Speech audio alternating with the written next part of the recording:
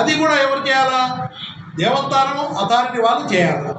ఈరోజు TDP party ఆఫీస్లో ఈ ప్రకటన చేయడం ఎంతవరకు కరెక్టు?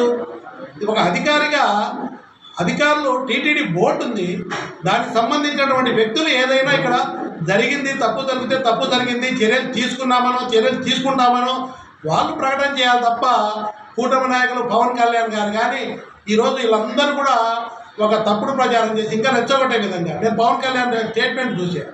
అయ్యా, మన అభిమానులందరూ సీనియర్ అభిమానులందరూ నిద్రపోతున్నారా? మనకి ఇంత అపచారం జరిగితే మీరు రెచ్చిపోవాలా?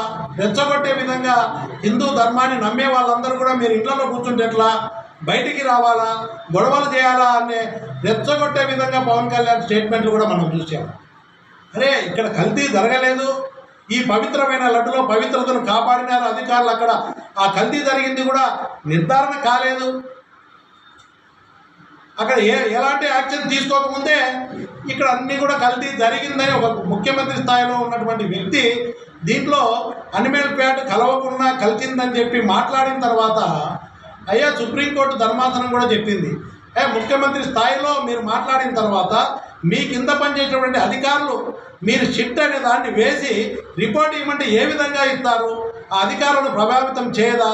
అది కరెక్ట్ కాదు కదా అని అక్కడ ఉన్నటువంటి ప్రభుత్వం యొక్క లాయర్లను కూడా ప్రశ్నించడం జరిగింది.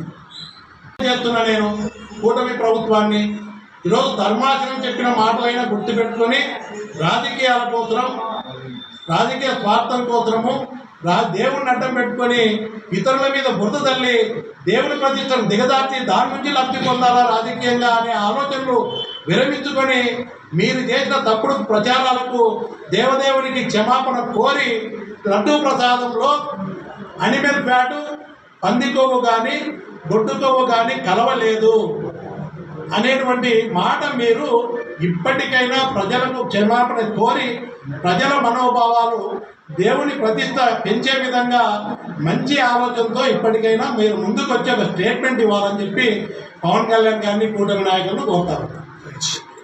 నిర్ధారించిన తర్వాత ఆయన కింద పనిచేసే అధికారులు ఏం రిపోర్ట్ ఇస్తారు? అది ప్రభావితం చేస్తుంది కదా అధికారులను.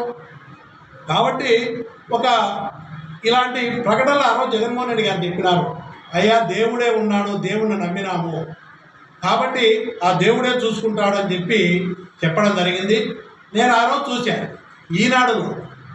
ఆ రోజు తప్పుడు ప్రచారాలకు మాత్రం పెద్దపీట వేసింది ఈనాడు. ఏమని? ఆ రోజు తిరుపతి లడ్డు ప్రసాదంలో పంది కొవ్వు కలిసినటువంటి మాట సుస్పష్టం అని చెప్పి పెద్ద హెడ్డింగ్లు వేశారు ఆ రోజు. ఈరోజు సుప్రీంకోర్టు న్యాయమూర్తులు చెప్తే కూడా దాంట్లో అలాంటిదేం ప్రాథమిక ఆధారాల్లో కలిసినట్టు లేదని చెప్తే అది రాయలేదు. అంటే మీకు రాజకీయాలు తప్ప, స్వార్థ రాజకీయాలు తప్ప, ఒక పార్టీలకు కూటమికి వంతపాడడం తప్ప దేవుని యొక్క ఔన్నత్యాన్ని ప్రతిష్టను కాపాడేదానికి ఇది రాయాల్సిన బాధ్యత ఉందా లేదా? ఈనాడుకు దాని జ్యోతికి కానీ ఉన్నతమైన న్యాయస్థానమే కల్తీ జరగలేదు ప్రాథమికంగా అని చెప్పి చెప్తే కనీసం అది వాళ్ళు చేసిన తప్పుడు ప్రకటనలను కూడా విరమించుకోకుండా ప్రచారం చేయకుండా భక్తుల మనోభావాలను దెబ్బతీసినారు. కనీసం ఇప్పటికైనా బుద్ధి జ్ఞానం కలిగి అయ్యా ఇది జరగలేదు, మేము తప్పుడుగా వేశాము, మా తప్పుడు ప్రకటనలు మన్నించండి, క్షమించండి అని చెప్పి ఒక ప్రకటన పెద్దగా వేసుకోండి.